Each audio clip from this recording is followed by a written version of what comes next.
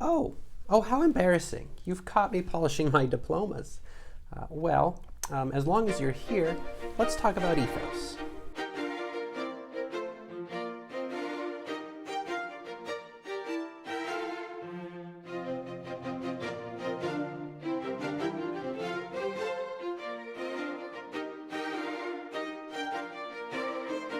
One of the enduring critiques of rhetoric is that it can be used for evil purposes. There's nothing about being good at persuading people that also means that you have to be a good person yourself. And for that reason, people for a long time, at least as far back as Plato, have worried that rhetoric might just be a tool for manipulating or tricking people. Of course, like I mentioned in our discussion on emotions, manipulating people is not the goal of rhetoric. In fact, if you are manipulating people, that's abusing, not using rhetorical techniques. But it's important that whenever you're writing to persuade somebody, you need to be aware that your audience might be a little suspicious of your motives. And that's especially true when you're writing something important or high stakes. And so because of that, it's important to be aware of what you're communicating about yourself as you write. The things you say and the way that you say them can and will make a big difference in the way that your audience perceives you and your character. So, needless to say, it's important to think about how you're portraying yourself as a good and trustworthy person rather than as some kind of manipulating trickster. And that's really what ethos is all about. At its most basic, ethos is about establishing a relationship of trust with your reader. If they're going to be persuaded by what you have to say, they're going to have to trust you first.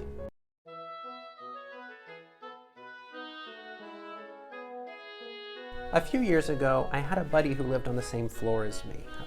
He seemed like a pretty nice guy. We ran into each other at a lot of the same events, in the parking lot, things like that. You know, it seemed like he always went out of his way to see how I was doing and to check in on how things were going in my life. And you know how it is. Most people are kind of superficially interested in other people. When you ask someone, "How are you?" Any answer other than good or tired is the wrong answer. So anyway, this guy had persuaded me that when he asked how I was doing, he actually cared about the answer. And that got me feeling like I had a new friend in a new town, and it seemed like things were going pretty well. Until, that is, he invited me to the common area of our apartment complex. Like a fool, I went down, expecting to maybe play a round of pool or something, but what greeted me instead was a really slick multimedia presentation for some kind of multi-level marketing travel agency company thing that he was working for. And so then he was like, "Listen, man, I get to travel the world and make bank. Doesn't that sound super awesome?"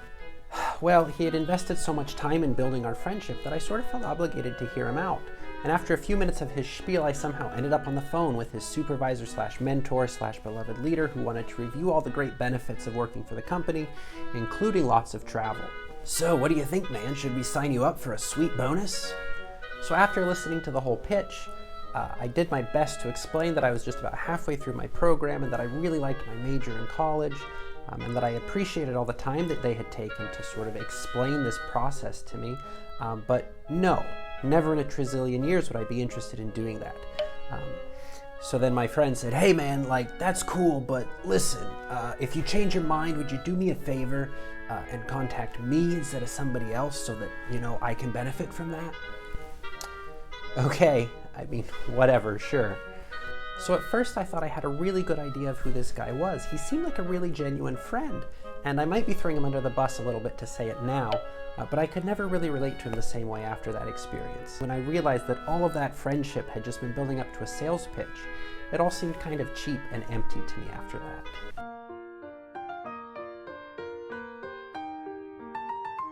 So suffice it to say, that sort of thing is not what I'm talking about when I'm talking about ethos. That is the evil twin of ethos. So if you're thinking about ethos in your own writing, you want to be pretty careful to avoid the mistakes of my pyramid scheme pal. If you pretend to be one thing and your audience finds out that you're something else entirely, you can be pretty sure that your persuasive argument is going to fall apart. Step one in building your ethos, then, has nothing to do with the actual writing.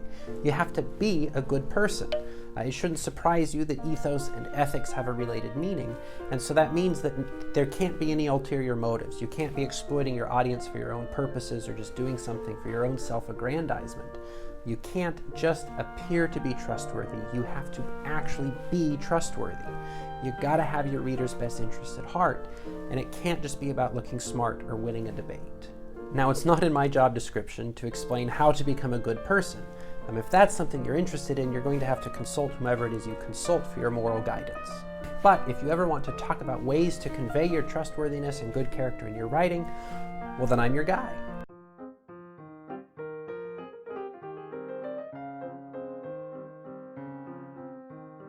Now, the most obvious and frequently talked about ethos move is to cite good sources. And this makes you seem trustworthy because it shows that you've done your homework and that you have good evidence to support the kinds of claims you're making, which is something that an audience really likes to see. But there's more to it than just being able to quote from sources that support your argument.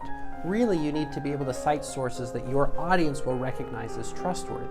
So for academic writing, that usually means peer-reviewed journal articles, not because those types of articles are inherently the best kinds of sources, but really it's because academics understand and respect the process of peer review and recognize the peer-reviewed article as a standard of truth when it comes to academic writing. If you want to persuade academics, then what you'll do is quote from the kinds of sources that academics trust. Or if you were writing to a religious audience, you might try establishing your argument by quoting from religious texts instead of from peer-reviewed journal articles. Again, because for that audience, a religious audience, sacred writings, not peer review, is the standard of trustworthiness. Whoever you're writing to, the point is to cite from sources that your audience will trust. It's sort of like the idea that you are the average of the 5 people you spend the most time with. If your citations show that you spend time with trustworthy writers, it will also make you look trustworthy as well.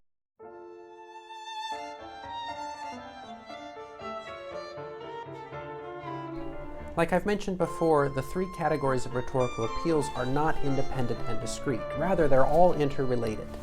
For example, your readers will find you more trustworthy if you display emotions that are appropriate for the context you're writing in. If you show sadness when you're writing about a tragedy, for example, you will look a lot more trustworthy and be a lot more persuasive than if you are being sarcastic and irreverent. Or if you write in a way that makes it seem like you were manipulating people's emotions for your own benefit, well, then you'll look less trustworthy and your audience will be less likely to accept your arguments.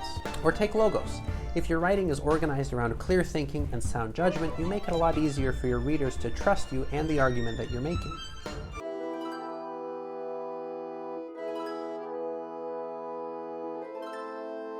But of course, the way you write, that is, the way you select words and structure sentences, can be one of the most important ways to show your audience that you're trustworthy.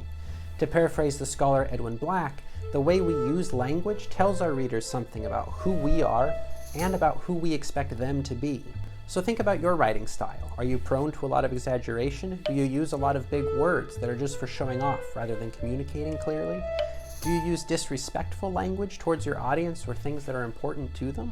In face-to-face interactions, we can learn a lot about a person, from the way that they move, from the tone of their voice, how they dress, from the level of eye contact that they maintain, and so on. But in writing, we only have words, and so it's really crucial that you choose words and write sentences that communicate your trustworthiness to your readers. They can't see you. They don't know about all the philanthropy work that you do on weekends. All they have is your words on a page. And so you can't afford to be thoughtless about the way you put language on that page to create a picture of yourself.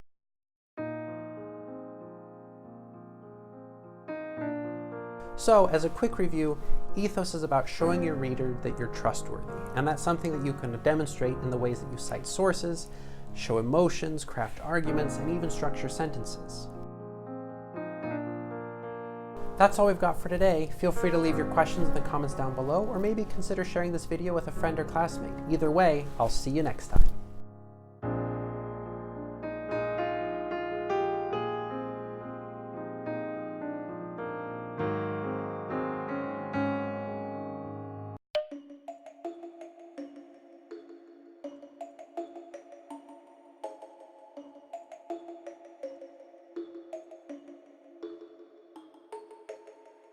Right. The things you say and the way that you say them will and can influence the way. How about can and will?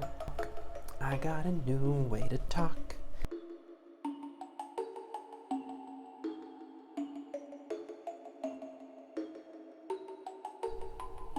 I feel like I have a piece of fuzz on my tongue. And it's really bumming me out.